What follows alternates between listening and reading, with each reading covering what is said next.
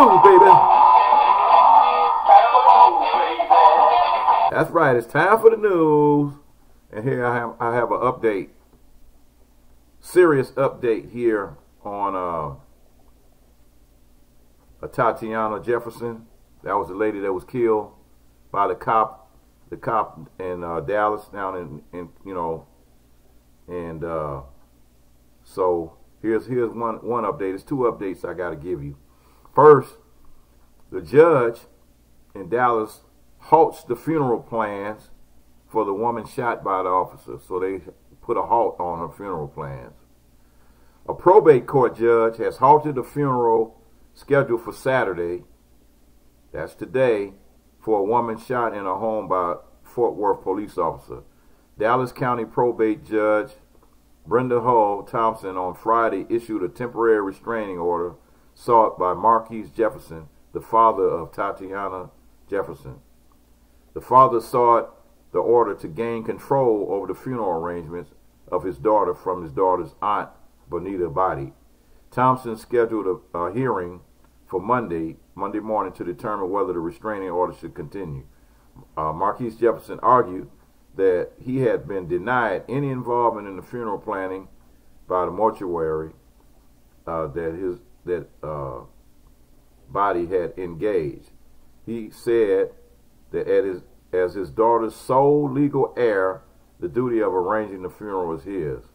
Lee Merritt, Body's attorney, said on Facebook that a celebration of life will proceed on Saturday. It won't be a funeral, but it will be some type of celebration of life type event. So that's the update on Atatiana Jefferson's funeral arrangements. Now here's breaking news. Here's the shocker right here. Now this is why you really got to pay attention, and why we really need to have things like this going on, where you can get some of this black news here, because these are some stories that they try to hide from you, and this is another twist that they're trying to use in this case, basically to try to get the responsibility away from the Dallas Police Department. So listen to the story, then you'll see what I'm talking about. The cop who fatally shot Atatiana Jeferson wasn't sent on a welfare check. So says the white police officer who fatally shot black Texas woman Atatiana Jeferson through her window was not sent on a welfare check after all, but instead on a call that cops often handle as a potential burglary, according to a new report. Police were called to Jefferson's home early Saturday after a neighbor noticed her door was open and grew concerned. But now, authorities are probing what former Fort Worth police officer Darren Dean and his partner were told before they responded to Jefferson's home. The information came from a neighbor to the call takers, and while it was relayed to the dispatch, it was determined to be an open structure call. Fort Worth interim police chief Ed Krause told reporters Tuesday, according to the network, experts told the outlet that the open structure classification escalated the situation beyond a welfare check, impacting the way the officers responded. Those type of calls would refer to a burglary or another crime, according to the report. Welfare checks often involve medical emergencies, checkups on the elderly, or hard-to-reach relatives. In those situations, cops normally knock on the door and wait for an answer. But when responding to an open structure or open door calls, officers think differently.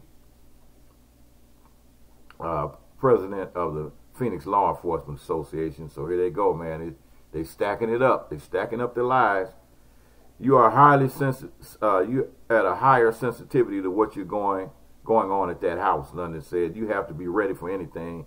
You are taking more of your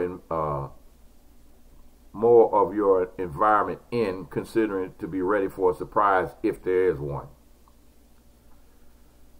Neighbor James Smith, 62, made the original call in non-emergency police number to request a checkup on Jefferson. Told the Fort Worth Star he never mentioned anything about a burglary.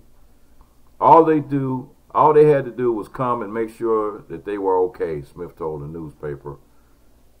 What they did was wrong, was not to follow procedure that they have in place for that type of call, he added. I didn't see that. I didn't get that.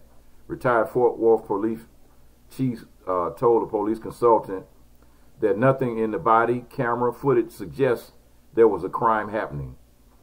They were standing literally at the front door.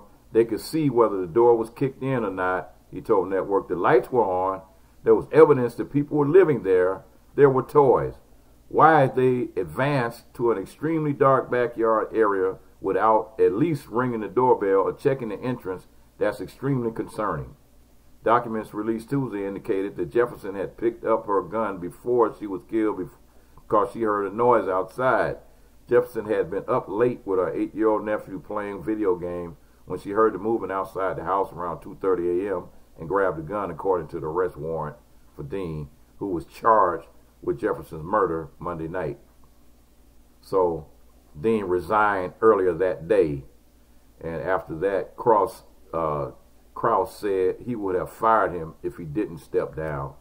So, you know, it's like it's a lot of things that go on, but now we have alleged that we have all these different twists and turns and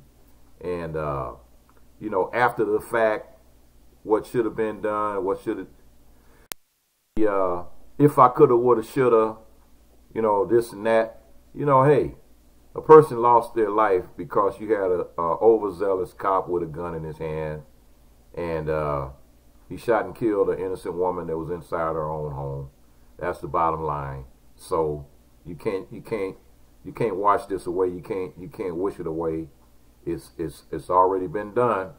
So now we got to see where the chips are gonna fall.